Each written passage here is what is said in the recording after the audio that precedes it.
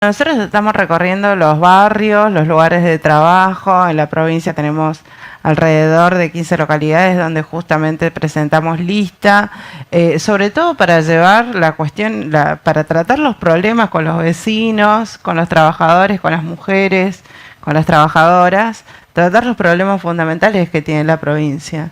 Y la verdad es que en todos esos recorridos, esas visitas, esas coordinaciones de asamblea que vamos haciendo, lo fundamental es de que justamente hay un reclamo que ya desborda en todas las situaciones, que es la situación económica, la caída del salario, la violencia hacia las mujeres. Ahora tenemos, y estábamos hablando hace un ratito, el caso de Cecilia Sisowski, creo que se dice, y la verdad que todavía aún no aparece, ¿sí? O sea que es lo importante, ¿dónde está Cecilia? ¿Qué pasó con Cecilia? Porque las mujeres no desaparecen, las mujeres no se matan, las mujeres las matan y las mujeres las desaparecen. Y esa es una problemática que lo vivimos a diario las familias y también los barrios. La violencia de género va creciendo y el Estado no hace absolutamente nada, ¿no? Entonces, es más, o sea, quiere coartar la ESI, por ejemplo, saca una ESI alternativa de parte del gobierno. Después tenemos otros candidatos que dicen de que justamente la educación sexual integral tiene que ser eliminada. O sea, una bandera que nosotros lo defendimos siempre y que es necesario, porque sin educación sexual integral no se pueden detectar, por ejemplo, los abusos sexuales en la infancia. No se puede conocer cuál es el uso correcto para los métodos, qué métodos anticonceptivos existen, por qué la sexualidad tiene que ser practicada como placer y no solo como reproducción. Entonces todos estos puntos van apareciendo, el de la violencia de género, el de la caída del salario, el trabajar más pero a la vez que no te alcance, el no tener un salario, el tener que buscar, digamos, algún tipo de trabajo que sabes que es completamente inseguro, puede ser hoy pero mañana ya no lo tengas más, esa precarización laboral, la desocupación creciente, son los principales problemas que tiene los trabajadores. Entonces en ese sentido nosotros vamos y lo que intentamos es también hacer una propuesta alternativa más allá de las elecciones. Porque acá el punto es lo siguiente, de que tiene que cambiar el sistema productivo de la provincia, tiene que cambiar. No podemos seguir generando riquezas en detrimento de las condiciones de la mayoría.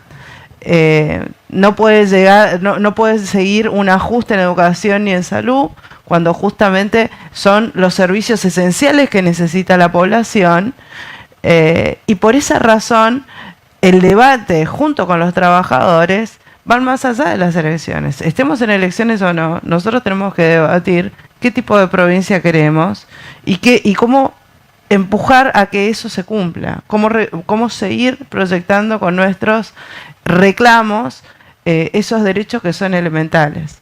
Samantha, hace muchos años ya venís trabajando también junto al Partido Obrero. ¿Por ahí perciben que por ahí la sociedad está un poco cansada también de la política? Sí, por supuesto, sí, ahí. ¿Descreen nosotros, exactamente, pero porque hay como una especie de bronca hacia el sector político, porque justamente se ven traicionados, lo cual eso no es nada criticable, ¿no? O sea, sabemos de que justamente después de que gobernaron, no sé, 40 años de democracia cumplimos este año, y en 40 años de democracia estamos cada vez más pobres. Nosotros decimos, bueno, evidentemente hubo un fracaso, porque institucionalmente supongamos que fue una victoria, pero vos te vas a un barrio y hay pibes que no tienen para comer, y eso es un fracaso, no podemos negarlo. ¿Sí? Entonces, obviamente que van a descreer de los partidos tradicionales. Lo que pasa es que no descreen de la organización social, y eso es una parte positiva que hay que verlo. El tema es que justamente cómo se dirige la organización social, la colaboración, la participación en política a favor del conjunto de la población, y no, digamos, como lo quieren, por ejemplo, los partidos mal llamados libertarios, que es solamente para expulsar bronca, ¿sí? O sea, cómo se genera, digamos, la organización social, barrial, en el trabajo, en los sindicatos, a favor del conjunto y no, digamos, solamente para bastardear, ¿no? Que es lo sustancial y que me parece que en ese sentido muchos ya se van dando cuenta de que no va a haber, o sea, por más que gobierne Milei, por más que gobierne Burlis, Larreta, Guado de Pedro creo que ahora lo lleva, no se sabe si más a Guado de Pedro No está confirmado todavía. todavía no sé qué tanto esperan, pero bueno, por ahí va. Quienes gobiernen, la gente ya está sabiendo y ya tiene la sensación de que no va de que no va a mejorar la situación, ¿sí? Porque justamente son los mismos que por ahí, o tienen las mismas políticas que ya sabemos, digamos, lo que va a suceder. Por más que las caras sean nuevas, digamos, ¿no? O sea, porque el caso de Milei, bueno, decimos, bueno, está hace 2 o 3 años y todo eso. Pero si uno ve la estructura política que tiene Milei, por debajo, se da cuenta, digamos, de que es la casta más rancia que puede existir en el país. Sí, o sea, se da cuenta de que, bueno, está el apoderado, como el defensor el abogado de Lázaro Báez, por ejemplo, como apoderado de su partido. Una cosa que, bueno, no era la casta que no quería, digamos, Bush, como es el ex gobernador, el hijo del gobernador de Tucumán, están, digamos, es una cosa, digamos, que uno dice, se van acomodando las piezas según las conveniencias y según los discursos. Triste, lamentable, sí, porque ya vamos presintiendo de que no van a dar una solución al conjunto y que el conjunto necesita una solución. Necesitamos que se creen fuentes de trabajo genuino, ¿sí? No que pongan solamente a los planes, digamos, en condiciones precarias a trabajar. Queremos trabajo genuino, obras sociales, queremos salario acorde a la canasta familiar, lo que merece una familia, lo que merece un trabajador. ¿Qué proponen, digamos, desde la vereda de enfrente los partidos de Cambiemos, del PJ? Ahora lo de Milei, no, que se vaya, digamos, ajustando esos derechos laborales porque justamente dicen de que es una carga empresarial, lo cual es mentira. Jamás se cerró un rubro porque los trabajadores tuvieron derechos. ¿Qué rubro se cerró para decir, bueno, es una carga empresarial, ¿cómo es los derechos laborales que pagan los empresarios? Mentira. Sí, entonces es todo, digamos, un discurso que va tejiendo, que va en contra de la mayoría de la población, que lo hacen, digamos, animosamente para bastardear las luchas en curso. En este momento, digamos, las luchas que se están dando son las luchas con respecto, digamos, a la docencia y a la educación, Jujuy y Salta. Y Jujuy y Salta, uno es gobierno de Cambiemos y el otro, que es de Morales, y el otro es de como es de Sáenz, que es peronista. Los dos ganaron en las elecciones, pero sin embargo los conflictos no se resolvieron. Sí, y ambos son peronistas y radicales. Entonces, supongo, esos son los planes de gobierno que van a tener si ganan, ¿eh? O sea, si ganan las elecciones. Sin embargo, no va a ser una solución y la población va a tener que salir de nuevo a reclamar. Samantha, haciendo un poco hincapié, ¿no?, también al sistema educativo, también como profesora de filosofía, que también trabajás en 2 establecimientos, estamos charlando un poquito también fuera del aire, ¿no?, porque después, post pandemia, también se agregó carga horaria en lo que es el sistema educativo acá en la provincia para recuperar lo sucedido en lo que fue la pandemia. ¿Cómo observás eso y cómo ves hoy en día el sistema educativo acá de la provincia? Mira, las señas están desbordadas. Así, de simple. Trabajan, muchas tienen que tomar 2 cargos porque no le alcanza el sueldo y eso les lleva a trabajar 10 horas. ¿Sí? O sea, 10 horas con los chicos y con la familia, ¿no? Entonces, siempre estuvo mal empleado, y esto es lo que lo compartimos con muchos de los colegas, estuvo mal empleado de que justamente eso ahorita se agregaba a matemática y a lengua, porque podía ser agregada a las artísticas, a las deportivas, no sé, agregar teatro y demás, crear una carga horaria que podía llegar a ser distribuida de otra manera, ¿sí? A esto le tenemos que sumar de que hay una inseguridad laboral terrible en el sector docente. En un momento te pueden, así como te pueden agregar horas, te la pueden quitar, te la pueden eliminar. Todo el tiempo se está criticando a las docentes porque presentan licencia, que esto, que aquello, pero usted imagínense trabajar con chicos y con los padres y con todo 10 horas todos los días. Es obvio de que esas mujeres van a, digo mujeres porque la mayoría son seños, ¿no? Sí. Son maestras, pero obviamente que van a estar desbordadas y de hecho eso se ve, o sea, por eso es la sobrecarga laboral que tienen, es terrible. Y de acá, digamos, tenemos que también pasar a que la pandemia lo que dejó fue otra sobrecarga laboral que no está reconocida, que es el trabajo virtual. Entonces al trabajo docente se le agregó, ya estaba presente el trabajo, digamos, de planificación y demás que siempre tuvimos, ¿no? Y que nadie nos pagó jamás, más el trabajo virtual, ¿sí? La actividad virtual de información, la actividad virtual de subir, digamos, a la página, las plataformas, los contenidos. Y explicar, ¿no? Por ahí a los tareas, padres cómo funciona. Y explicarle cómo funciona, o sea, entonces tenés una sobrecarga laboral, ya no solamente en el plano material, sino también en el plano virtual, ¿sí? Que no está reconocido. Y a todo eso sumarle, digamos, de que los salarios no te van a alcanzar. Un seño con doble cargo, trabajando 10 horas, como te decía, nos llega a 200.000 pesos ese salario. Es terrible eso, ¿sí? Y la canasta básica de alimentos supera los 200.000 pesos.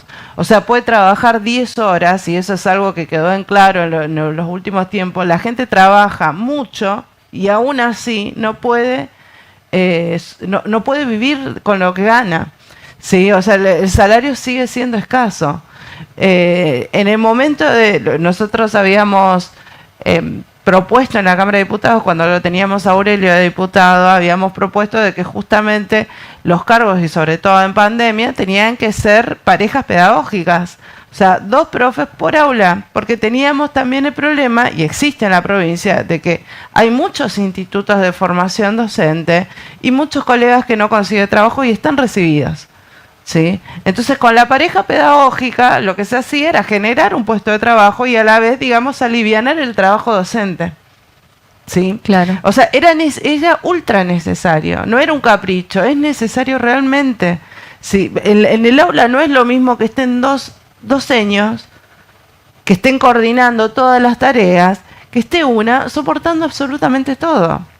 Entonces eso cambia la situación de la labor, del trabajo, de las condiciones, y de hecho justamente con Aurelio en ese momento de la pandemia, cuando se pensaba crear, cuando nosotros habíamos propuesto de que se creen 2 cargos, fue para alivianar la sobrecarga virtual. Imagínate vos 30 personas contestándote WhatsApp. Claro. ¿Viste? Era muchísimo. Y después, digamos, otra situación con respecto a la docencia es que nosotros atravesamos un montón de situaciones escolares que es un reflejo de la sociedad. Muchas veces, digamos, vemos, no sé, mucha violencia a los chicos, mucho maltrato por parte de algunos sectores de la familia y demás, y es debido a que estamos en una sociedad que realmente esa es la respuesta que quiere tener contra alguien que es más vulnerable. La respuesta de la violencia, ¿sí? Entonces, y si vos tenés, digamos, una comunidad donde justamente no hay posibilidades de trabajo, las posibilidades de estudio son precarias y a la vez, digamos, están en condiciones precarias, las escuelas no tienen agua, no tienen luz, y sí, te va a generar cierta frustración, ¿no? Samantha, también en esta recorrida que están llevando adelante junto también al precandidato a gobernador por el Partido Obrero, Germán Báez, por ahí, ¿qué es lo que le dice el vecino? Por ahí le preocupa más, ¿no? Por ahí la falta de trabajo, la inseguridad, la educación. Sí, sobre todo la falta de trabajo. Y hay un tema que es persistente desde hace muchísimo tiempo, que es la falta de acceso a la vivienda.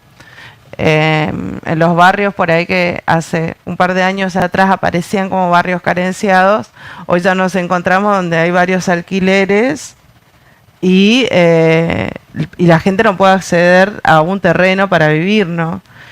En los pueblos es exactamente lo mismo, ¿eh? O sea, en los pueblos también pasa de que la gente no tiene lugar para vivir.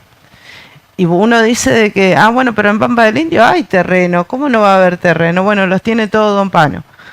Sí, o sea, no los tiene las comunidades indígenas que necesitan para vivir y para cultivar y para...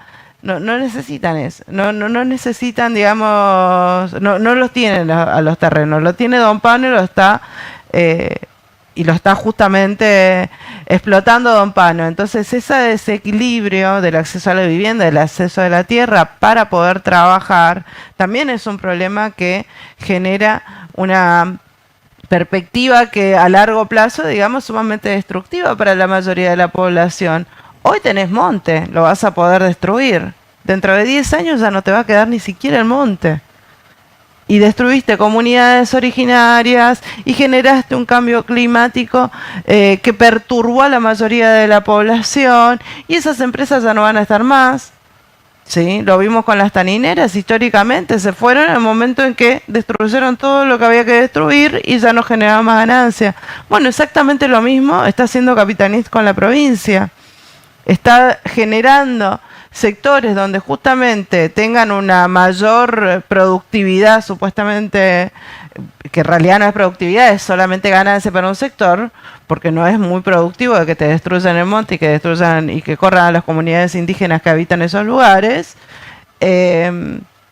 para justamente generar un poquito más de ganancia del resto, nada más. No, y a largo plazo eso no tiene futuro para la mayoría de la población, solamente va a tener ganancias para el sector del agro, para el resto no.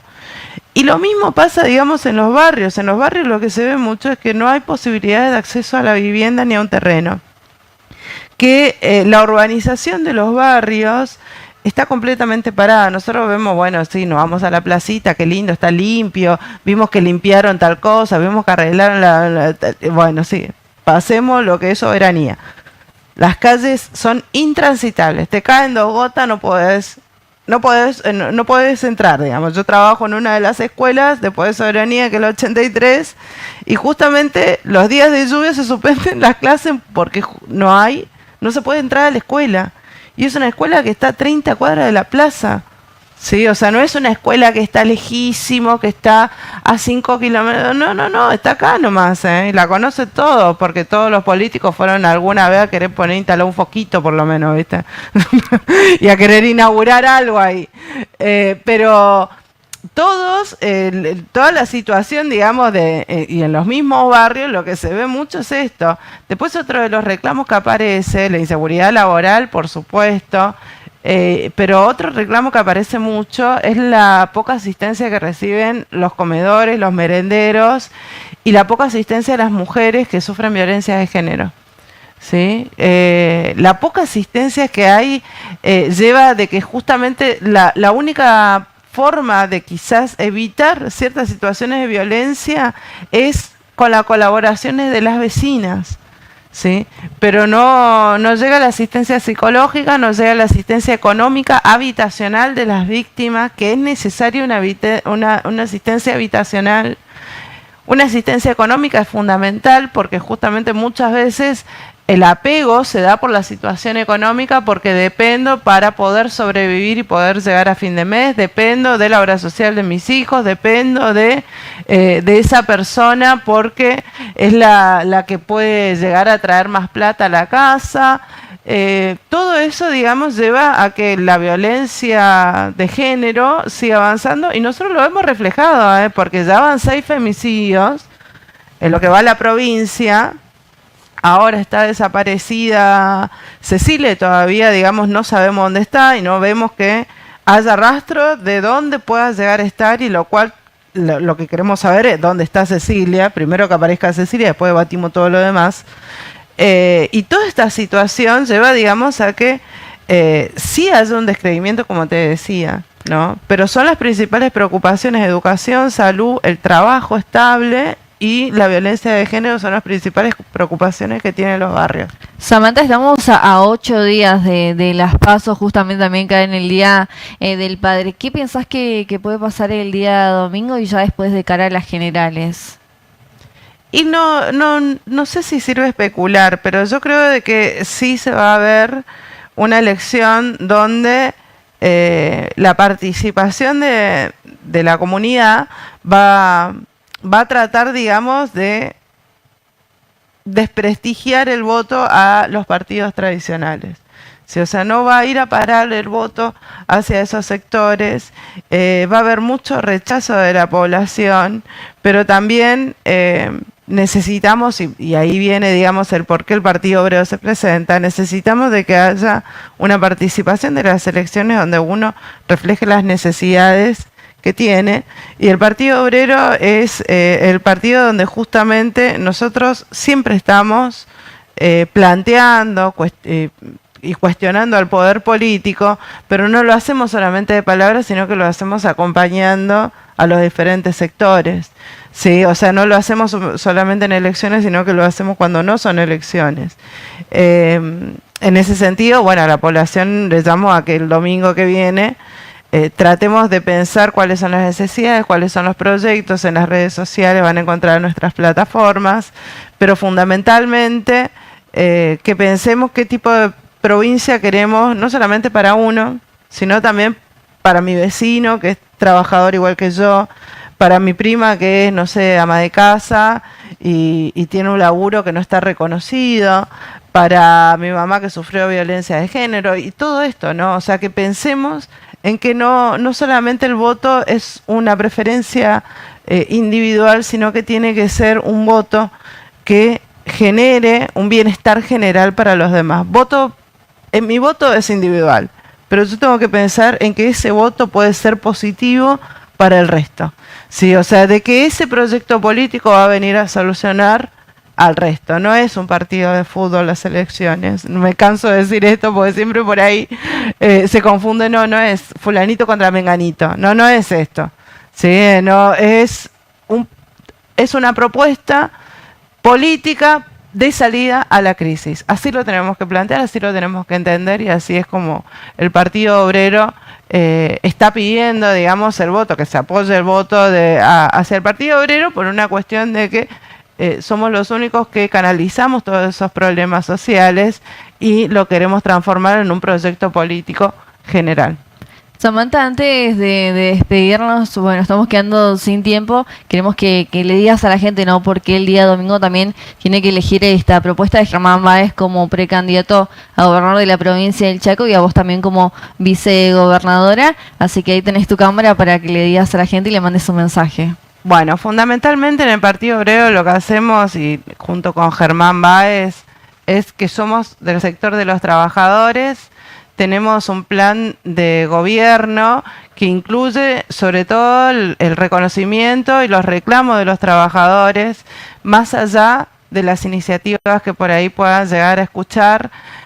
Nosotros creemos realmente de que la salida a la crisis política, institucional, económica, educativa, de salud, es de parte de quienes todos los días la levantan y quienes todos los días salen a sostener esas instituciones que son los trabajadores. En el caso de Germán y el mío, nosotros, bueno, yo soy docente, Germán es trabajador del sector de estatales ahora, pero históricamente formó parte de cómo es del frigorífico Resistencia, que lo recuperó junto con sus compañeros, y que nosotros venimos de esos sectores, venimos de los sectores de trabajadores, y en ese sentido creemos realmente que quienes tienen capacidad para salir de la crisis son la misma clase trabajadora y no los de siempre.